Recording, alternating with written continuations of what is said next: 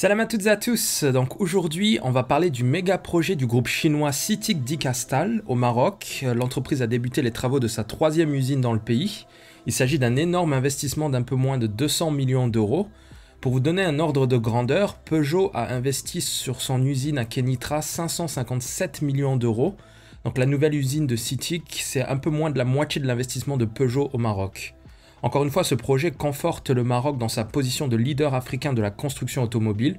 Cette nouvelle unité de production s'étalera sur une superficie de 20 000 m² et l'usine s'appellera Dica Morocco Casting.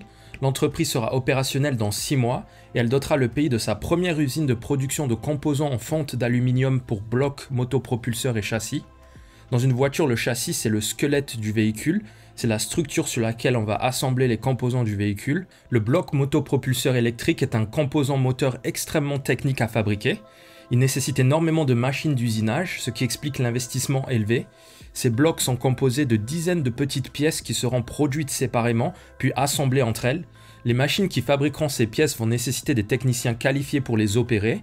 Cette nouvelle usine va créer un peu moins de 800 emplois directs qualifiés et peut-être 3 à 4 fois plus d'emplois indirects. Je pense notamment à des emplois de logistique, transport des marchandises, sous-traitance de certains services, mais aussi des emplois chez les futurs fournisseurs de l'entreprise. C'est donc une excellente nouvelle pour le pays qui ambitionne d'atteindre un taux d'intégration de 80% dans le secteur automobile d'ici 2025. Avec cette nouvelle usine, on se rapproche encore plus de cet objectif. Cette usine sera à la pointe de la technologie 4.0. Il y aura un bureau de design sur place pour permettre de répondre à la demande des clients aussi bien au Maroc qu'à l'extérieur du pays. Car ce qui est bien avec CITIC, c'est qu'ils sont principalement tournés vers l'exportation. Leur nouvelle usine produira 10 millions de pièces moteurs et châssis par an. Compte tenu que l'on produit 700 000 véhicules par an et qu'on ambitionne de produire à peu près 1 million de véhicules à moyen terme, la différence des pièces sera donc exportée. On passe de pays qui importaient ces pièces de l'étranger, notamment d'Espagne, à pays qui exportera ces mêmes pièces l'année prochaine.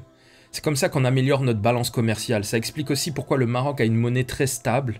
Le Maroc est une puissance exportatrice en Afrique.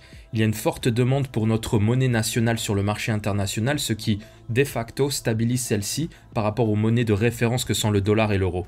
Personnellement, je pense que le dirham est un peu trop élevé et qu'on aurait intérêt à dévaluer notre monnaie pour gagner en compétitivité prix. Mais c'est un autre sujet.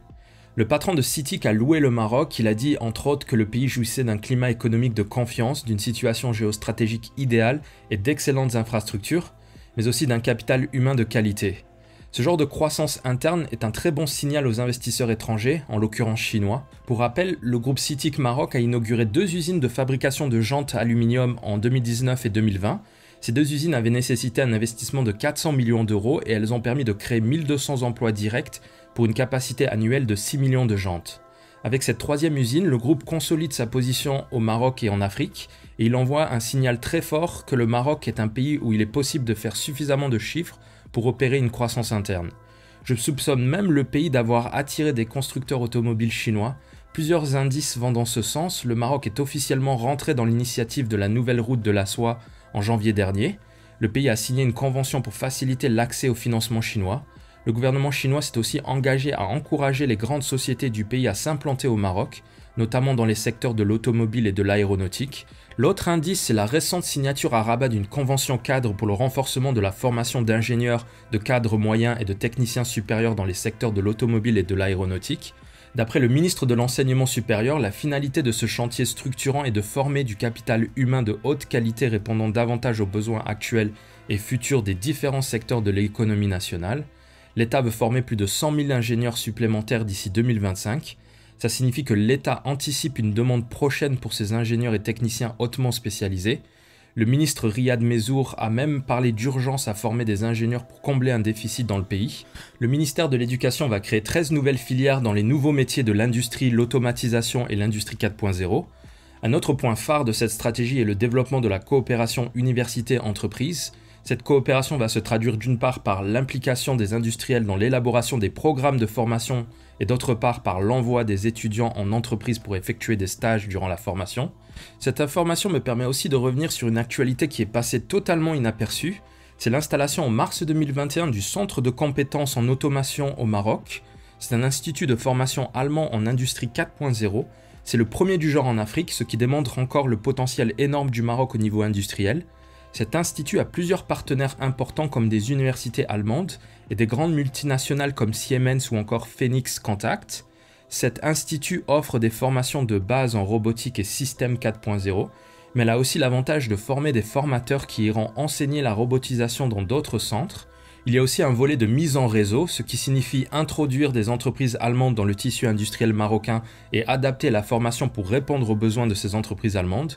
Encore une fois, c'est un centre de formation qui vient à peine d'ouvrir et qui s'apparente au centre de formation de Renault et Peugeot au début de l'installation des constructeurs. Les Allemands semblent vouloir suivre les pas de la France et utiliser le Maroc comme une plateforme industrielle pour leurs multinationales. L'autre objectif du gouvernement dans la formation de 100 000 ingénieurs, c'est de professionnaliser l'enseignement pour le rendre plus efficace. Il y a une volonté de faciliter la coopération entre le secteur privé et les universités. Nos universités marocaines sont trop souvent déconnectées de l'économie réelle. On a aussi un déficit de recherche et développement dans le secteur privé qui pourrait être comblé grâce à une meilleure coopération avec les centres de recherche et les universités. Je donne ici l'exemple de la Suisse. Les programmes d'ingénieurs sont souvent couronnés par un projet industriel privé. Une entreprise privée va confier un projet d'ingénierie à une université qui se chargera de l'assigner à un groupe d'étudiants. Ce projet industriel constituera leur projet de fin d'études et dans la plupart des cas, ces jeunes ingénieurs seront embauchés par l'entreprise qui leur a confié le projet. Ce système de coopération publique-privée dans la recherche permet à des petites entreprises de sous-traiter leur recherche et développement à des universités et ce à moindre coût. Par exemple, au Maroc, on a la Skif, c'est une entreprise marocaine qui construit des trains depuis plus de 75 ans et qui n'a jamais vraiment réussi à moderniser son outil de production. La Skif pourrait sous-traiter sa recherche et développement à des universités d'ingénierie dans le pays. Des étudiants pourraient développer un nouveau train avec l'aide de leurs professeurs pour le compte de la Skif, en échange d'une contribution de celle-ci. Ça implique des investissements de l'État dans des outils et des logiciels qui permettent aux universités de produire un travail professionnel. Ce genre de coopération est une manière déguisée de l'État d'intervenir dans l'économie réelle. Voilà, c'est tout pour aujourd'hui. Je vous dis à la prochaine pour une autre vidéo.